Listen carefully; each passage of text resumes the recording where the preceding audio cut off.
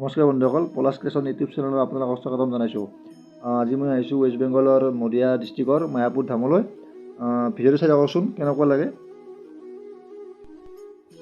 এয়া যে দেখিছে এইটো মন্দিৰ নতুনকৈ নিৰ্মাণ কৰি থকা হৈছে। বহুত কোটি কোটি টকাৰ মন্দিৰটো খৰচ কৰা হৈছে।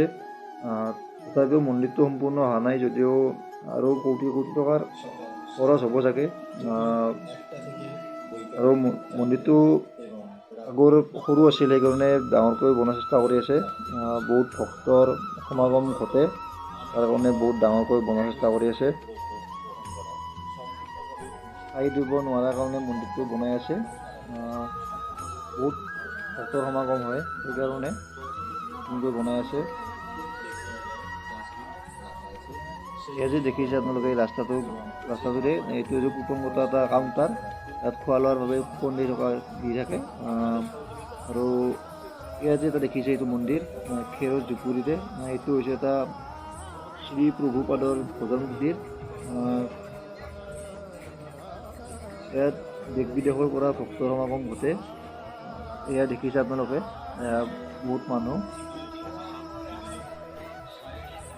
এইখন হৈছে ছেকেণ্ড গেট সমাধি ক্ষেত্ৰত, আৰু আগত আছে মই আপোনালোকক দেখুৱাম। চাই থাকক ভিডিঅ'টো। ভক্ত সমাগম হৈ আছে। ইপিনে ভিতৰে যাব পাৰি, এইটো ৰাস্তাটো দেখিছে আপোনালোকে, ভিতৰত যাব পাৰি। হাত চাত ধুব পাৰি, পৰিষ্কাৰ পৰিচ্ছন্নতা কৰি ৰাখিছে। আৰু ভক্তসকলৰ লগত একো বেয়া বস্তু ধূমপান আদি একো নিব নোৱাৰি, তাৰ কাৰণে বহুত মন্দিৰটো চাফা কৰি ৰখা হৈছে, সেইকাৰণে নিব নোৱাৰি। এয়া আছে শ্ৰী প্ৰভুপাদৰ সমাধি ক্ষেত্ৰ, ভৱন বুলি কয় এইটো। ইয়াত আমাৰ কি বুলি কয় দেখুৱাই আছোঁ, আগত যাই কিনে আপোনালোকে ভিডিঅ'টো চাই থাকক, ভিডিঅ'টো স্কিপ নকৰিব। এয়া দেখিছে আপোনালোকে ভক্তৰ সমাগম। যিহেতু ৰাস্তা, দোকান পাহাৰ আছে। আপোনালোকে শ্ৰীকৃষ্ণৰ আমাৰ এই আপোনালোকে দেখিছে ফৰেনাৰ, আৰু কাষতে দোকান আছে, এইবিলাক গলিত এইবিলাক দোকান দেখিছে। এই দোকানত বহুত তুলসীৰ মালা, তাৰপিছত আপোনালোকৰ শ্ৰীকৃষ্ণৰ গোপী ড্ৰেছবিলাক পৰিধান কৰিছিল যে সেইবিলাক পোৱা যায় ইয়াত। অন্য বহুত কিবা চন্দন, তাৰপিছত তুলসীৰ মালা, এইবিলাক বহুত কিবা কিবি পোৱা যায়। এইটো হৈছে মিউজিয়াম। এই যে দেখিছে আপোনালোকে, এইটো হৈছে শ্ৰী প্ৰভুপাদৰ সমাধি ভৱন। ইয়াৰ ভিতৰত মিউজিয়াম আছে।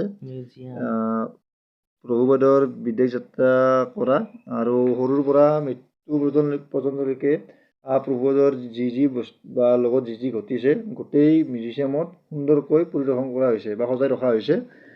এটা দুখৰ বিষয় যে আপোনালোকক ক'ব খুজিছোঁ মই, তাত মোবাইল ইলেক্ট্ৰনিক বস্তু যিমানখিনি আছে ভিতৰত নিব নিদিয়ে, তাৰ কাৰণে মই আপোনালোকক দেখুৱাব নোৱাৰিলোঁ।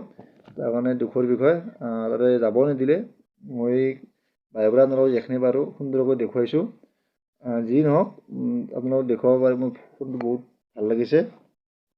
হৈছে দোকান, মায়াপুৰৰ ভিতৰত দোকানবোৰ মন্দিৰৰ সামগ্ৰী বা কাপোৰ, শ্ৰীকৃষ্ণৰ গোপীবোৰৰ যি পৰিধান কৰিছিল ইয়াত চবখিনি পোৱা যায়। আপোনালোকে চাই থাকক ভিডিঅ'টো শেষলৈ।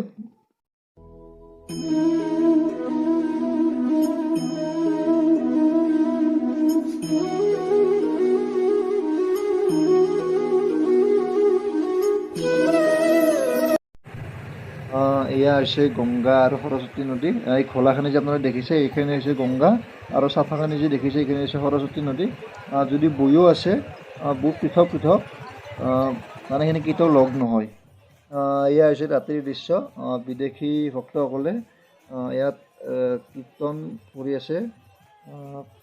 চাই থাককচোন।